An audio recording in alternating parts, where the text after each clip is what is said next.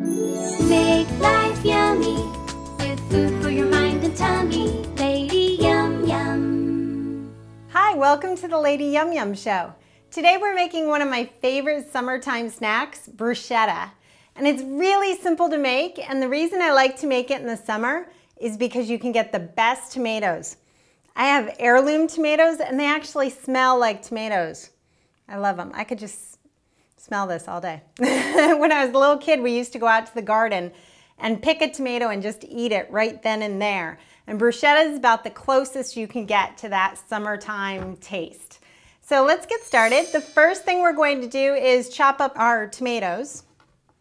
Just going to core my tomato. There's that gunna again.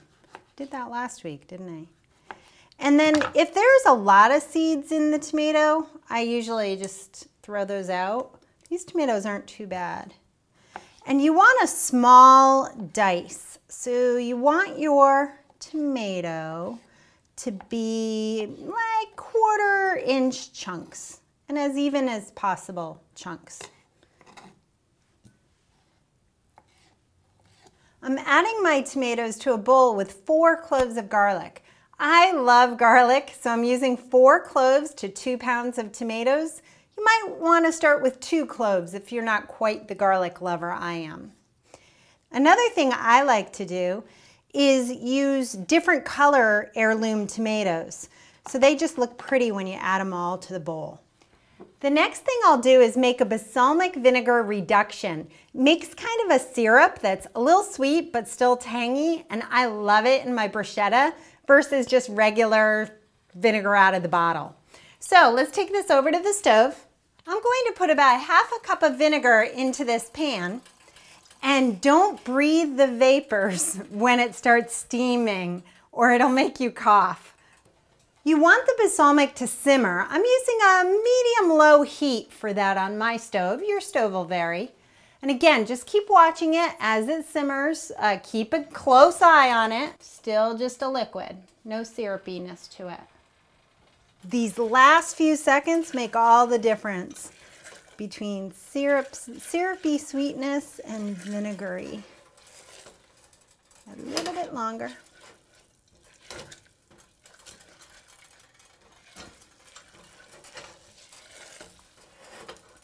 You can see. Hope you can see that. It's nice and syrupy now.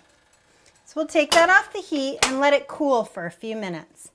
Okay, the next step is the basil. I picked this earlier. I've stacked up the leaves and I'm going to roll them and slice them in ribbons. A little chiffonade. There we go. We'll put that in with our tomato.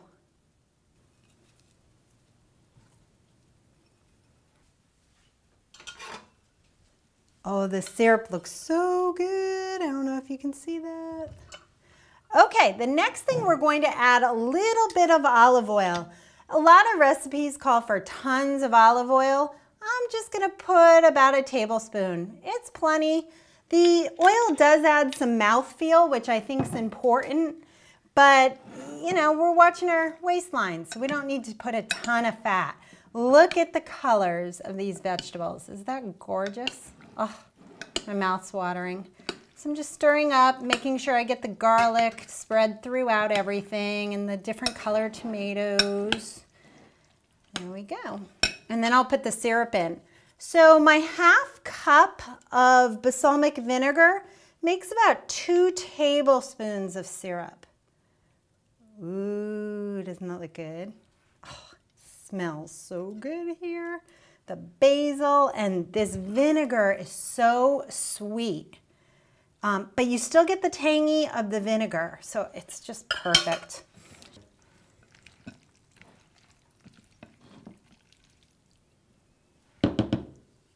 And a little salt and pepper is the only other thing this needs.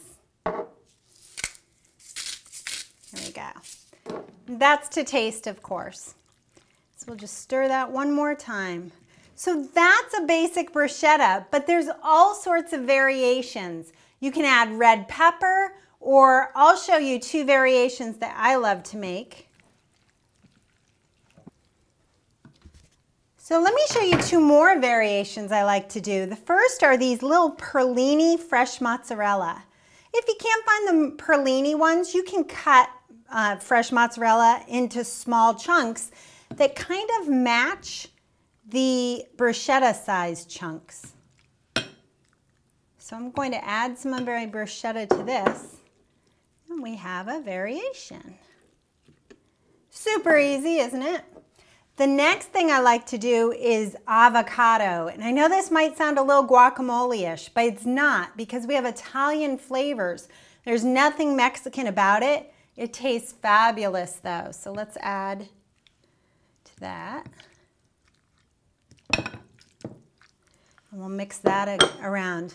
Another thing sometimes I add with the avocado is feta cheese. I know, it sounds weird. I'm mixing all these different flavors, but it works.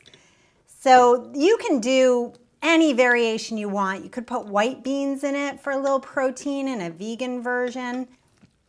This makes a great appetizer, whether you do 3 variations or just the basic version. It also makes a really good pizza topping. If you ever have leftover pizza, not that I have ever leftovers, but if I do, or actually I like it with fresh pizza, I just spoon on the bruschetta and it's so healthy for you. So you need to let these flavors develop. It takes about 30 minutes. If you don't want to serve the bruschetta within 30 minutes, put it in the fridge, but take it out of the fridge about 30 minutes before you're going to serve it. So it comes to kind of room temperature, tastes best at that temperature.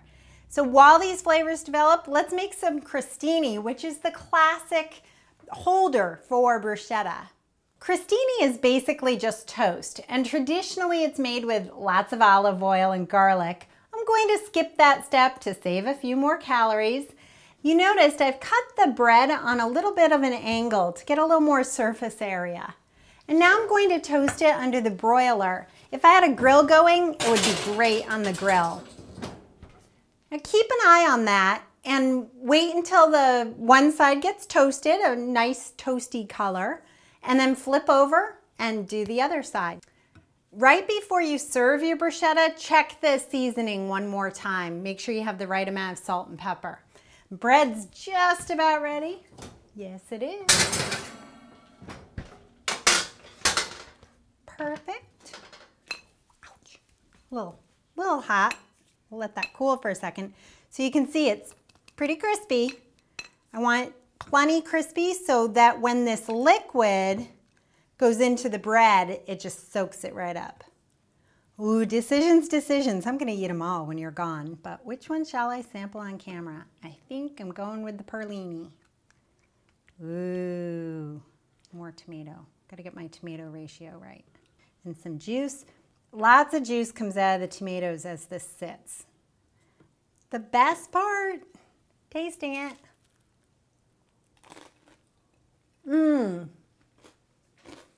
It's so good. It's sweet, but very juicy and tangy from the tomatoes and creamy from the perlini. It's outrageously good and super healthy too. It's guilt-free dining, which is one of my favorite things.